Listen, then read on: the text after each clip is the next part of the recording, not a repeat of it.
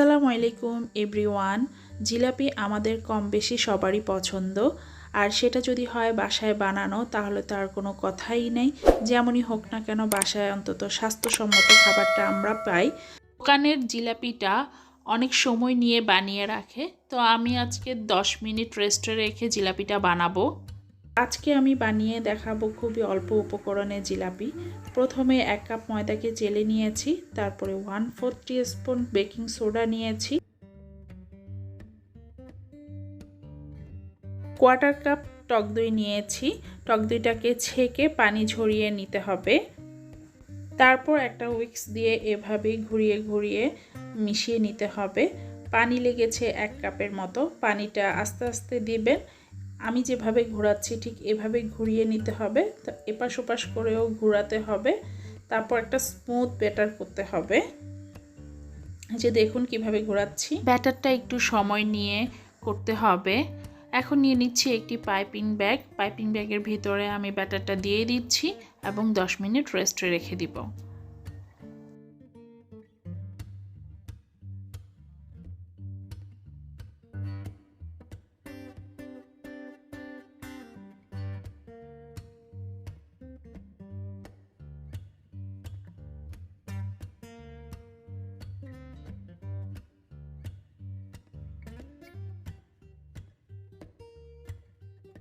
এখন একটি প্যান নিয়ে নিচ্ছি। এখানে দিয়ে দিব মেজারমেন্ট কাপের 1 কাপ চিনি আর 1/2 কাপ পানি।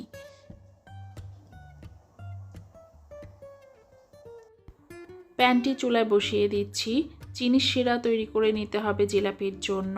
দিয়ে দিচ্ছি সামান্য একটু জর্দার রং, ফুড কালার থাকলে ফুড কালার দিলেও হবে। এখন দিয়ে দিচ্ছি লেবুর রস 1 চামচ পরিমাণ। চিনির শিরাটা যেন জমে না যায়। আমি 1 তার বা 2 তার করব না, ঘড়ি ধরে 7 মিনিট জাল দিব। 7 মিনিট হলেই চিনির শিরাটা আমার রেডি। এখন দিয়ে দিচ্ছি 1 চামচ পরিমাণ ঘি। ঘিটা দিলে জিলাপির মধ্যে সুন্দর একটা স্মেল আসে এবং খেতেও ভালো লাগে। শিরাটাকে 1 তার করি নাই, জাস্ট আঠালো ভাব হলেই হবে, তাহলে জিলাপির মধ্যে শিরাটা সুন্দরভাবে যাবে। বাস আমার শিরাটা রেডি। শিরাটাকে ঢেকে এক সাইডে রেখে দিব। ঠান্ডা করা যাবে না, অবশ্যই হালকা গরম থাকতে জিলাপিটা দিতে হবে। ঠান্ডা করে দিলে জিলাপির মধ্যে রসটা ঢুকবে না। একটি প্যানে তেল দিয়ে দিব, তারপর জিলাপিগুলোকে বানিয়ে নিব। তার আঁচটা অবশ্যই মিডিয়াম লো হিটে রাখতে হবে, তা না হলে জিলাপিগুলো ভাজা হবে না, পুড়ে যেতে পারে।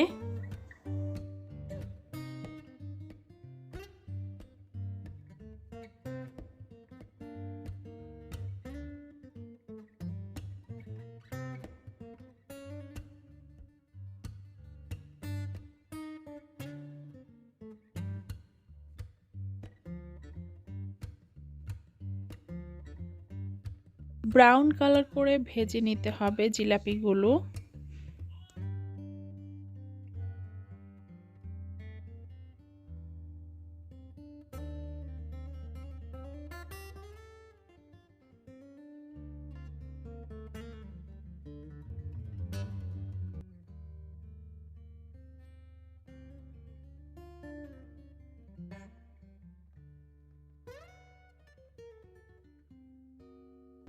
জিলাপি ভাজা হয়ে গিয়েছে, ব্রাউন কালার।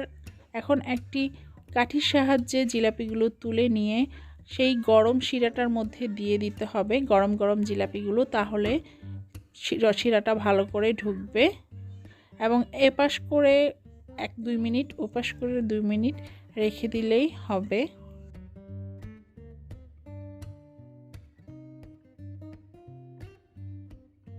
জিলাপিগুলোতে শিরা ঢুকে গিয়েছে, এখন শিরা থেকে জিলাপিগুলি তুলে নিব।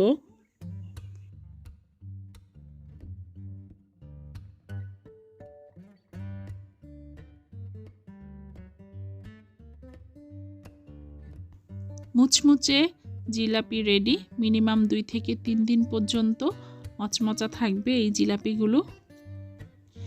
তো ভিডিওটি ভালো লাগলে সবাই প্লিজ সাবস্ক্রাইব করে সাথে থাকবেন, আর যারা সাবস্ক্রাইব করেছেন তাদেরকে অসংখ্য ধন্যবাদ। আল্লাহ হাফেজ।